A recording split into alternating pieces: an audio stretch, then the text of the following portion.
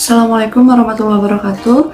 Hai, saya Nanda Pidiawati Agustin, NPMC 1210004, dari semester 3 reguler Fakultas Hukum Angkatan 2021 Universitas Subang. Selamat pagi untuk Bapak dosen pengampu mata kuliah Hukum Internasional, yaitu Bapak Hendy Sumadi, SHMH, beserta mahasiswa-mahasiswi Fakultas Hukum Universitas Subang Angkatan 2021. Pada kesempatan kali ini, saya akan membahas tentang presidensi G20 di Indonesia. Ada 5 poin nih.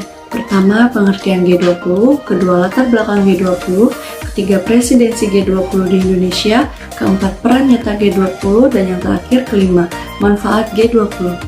Kita mulai membahas poin pertama, yaitu pengertian G20. G20 adalah forum kerja sama multilateral yang terdiri dari 19 negara utama dan Uni Eropa.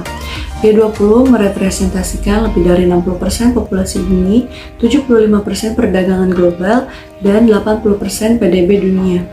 Anggota G20 terdiri dari Afrika Selatan, Amerika Serikat, Arab Saudi, Argentina, Australia, Brasil, India, Indonesia, Inggris, Italia, Jerman, Jepang, Kanada, Meksiko, Republik Korea, Rusia, Prancis, Tiongkok, Turki, dan Uni Eropa. Lanjut poin kedua, yaitu latar belakang.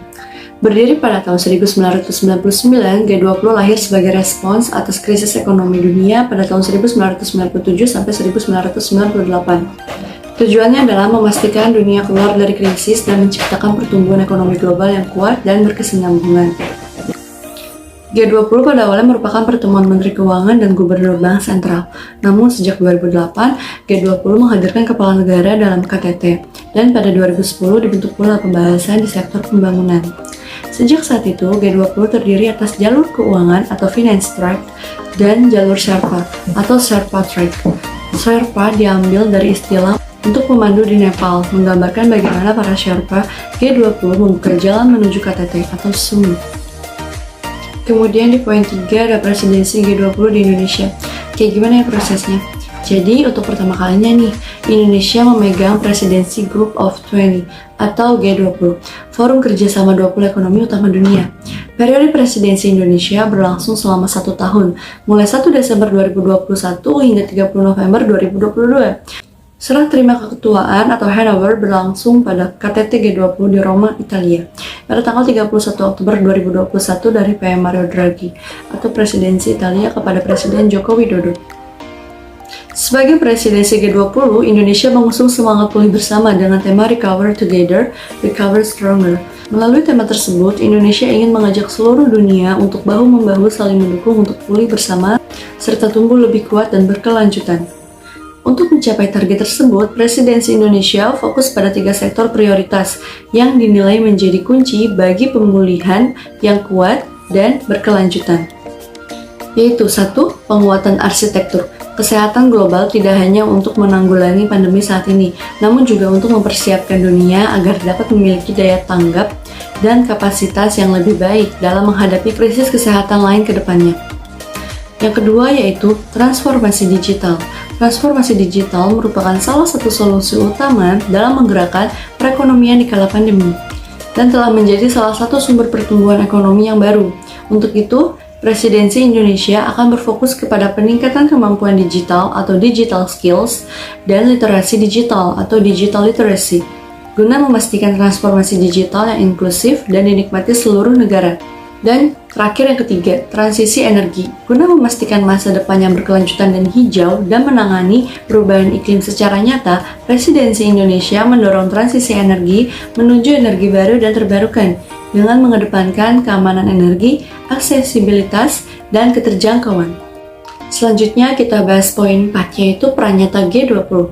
Yaitu kontribusi dalam penanganan pandemi COVID-19. G20 berinisiatif dalam penanganan pandemi. Penangguhan pembayaran utang luar negeri negara berpenghasilan rendah, injeksi penanganan COVID-19 sebanyak lebih dari 5 triliun USD, penurunan atau penghapusan bea dan pajak impor, pengurangan bea untuk vaksin, hand sanitizer, disinfektan, alat medis, dan obat-obatan. Lalu berlandaskan prinsip inklusivitas, Presidensi Indonesia turut mengundang negara-negara tamu dan organisasi internasional untuk turut berpartisipasi. Dalam berbagai kesempatan, Presiden Joko Widodo menekankan bahwa inklusivitas ini adalah prioritas kepemimpinan Indonesia di G20. Prioritas kepemimpinan Indonesia di G20 untuk mewujudkan Leave No One Behind. Visinya adalah presidensi G20 yang bermanfaat bagi semua pihak, termasuk negara berkembang, negara pulau-pulau kecil, serta kelompok rentan, dan tidak hanya demi kepentingan anggota G20 itu sendiri. Sekarang, mari kita bahas manfaat G20. Dari sisi strategis, G20 juga memberi manfaat karena merupakan forum strategis untuk membahas isu-isu global seperti kesehatan, stabilitas keuangan, dan perubahan iklim. G20 juga menjadi ajang memamerkan usaha pemulihan ekonomi Indonesia dalam masa pandemi COVID-19 dan peran Indonesia sebagai pemimpin pertemuan. Mendesain kebijakan pemulihan ekonomi dunia yang berdampak positif pada ekonomi Indonesia, serta mendukung terbentuknya kebijakan global. Sementara itu, manfaat G20 juga dapat ditinjau dari segi waktu yang terbagi sebagai berikut. 5 manfaat G20, 1 manfaat ekonomi, 2 manfaat pariwisata, 3 manfaat jangka pendek, 4 manfaat jangka menengah, 5 manfaat jangka panjang. Berikut penjelasannya. 1. Manfaat ekonomi. Hal ini dapat terlihat dari peningkatan konsumsi domestik hingga 1,7 triliun dan menciptakan kontribusi sebesar 7,4 triliun pada PDB Indonesia, penyerapan 33.000 tenaga kerja, serta menciptakan sekitar 700.000 lapangan kerja baru. Yang kedua yaitu manfaat pariwisata. Salah satunya adalah meningkatnya devisa yang membantu pariwisata nasional karena diprediksi sebanyak 1,8 juta hingga 3,6 juta wisatawan mancanegara termasuk delegasi negara-negara G20 akan berkunjung ke Indonesia. Hal ini tentunya akan berdampak besar pada kemajuan UMKM negara, ekonomi kreatif, sektor akomodasi, transportasi, dan hospitality. Kuliner dan budaya pun turut terkena dampak karena para delegasi G20 juga memiliki agenda kunjungan ke berbagai daerah dan mengenal tradisi, budaya, dan kuliner setempat. Yang ketiga yaitu manfaat jangka pendek. Di tengah pandemi COVID-19 ini, presidensi G20 membantu resiliensi ekonomi Indonesia terhadap krisis. Indonesia dapat memimpin dan mengatur agenda pembahasan pada G20 supaya berdampak positif dalam pemulihan aktivitas perekonomian Indonesia. Hal ini menjadi kesempatan untuk menunjukkan kepemimpinan dan capaian negara kita dalam penanganan pandemi dan pemulihan kepercayaan ekonomi pasca pandemi di dalam dan di luar negeri. Sehingga Indonesia menjadi salah satu fokus perhatian dunia. Yang keempat yaitu manfaat jangka menengah. Presidensi G20 dapat membantu kemajuan Indonesia dalam reformasi struktural dengan Undang-Undang 2020 tentang penciptaan lapangan kerja dan pembentukan dana kekayaan negara.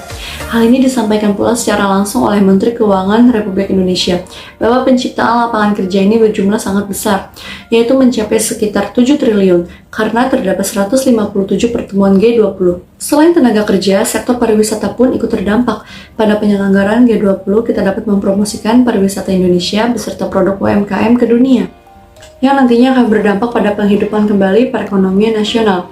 Yang terakhir yaitu kelima, manfaat jangka panjang. Untuk jangka panjang, G20 dapat memperkuat pengakuan dunia atas posisi Indonesia sebagai salah satu ekonomi dunia terbesar, dengan kemampuan mewakili negara berkembang lainnya.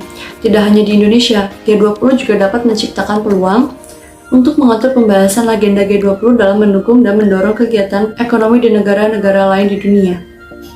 Pandangan saya ketika terpilihnya Indonesia memegang tombak estafet presidensi G20, tentunya ini menjadi hal yang membanggakan dan patut dirayakan karena Indonesia dapat menunjukkan segala potensi yang dimiliki, seperti inklusivitas, produktivitas, aktivitas sehari-hari yang memukau para wisatawan, dan jangan dilupakan mengenai kebudayaan dan kuliner yang beragam.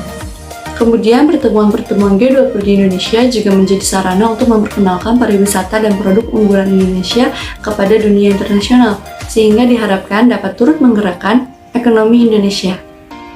Akhirnya selesai juga pembahasan singkat dari saya. Mohon maaf jika ada kesalahan atau kekurangan pada isi penjelasannya. Semoga apa yang saya sampaikan dapat dimengerti. Sekian, saya ucapkan terima kasih. Wassalamualaikum warahmatullahi wabarakatuh.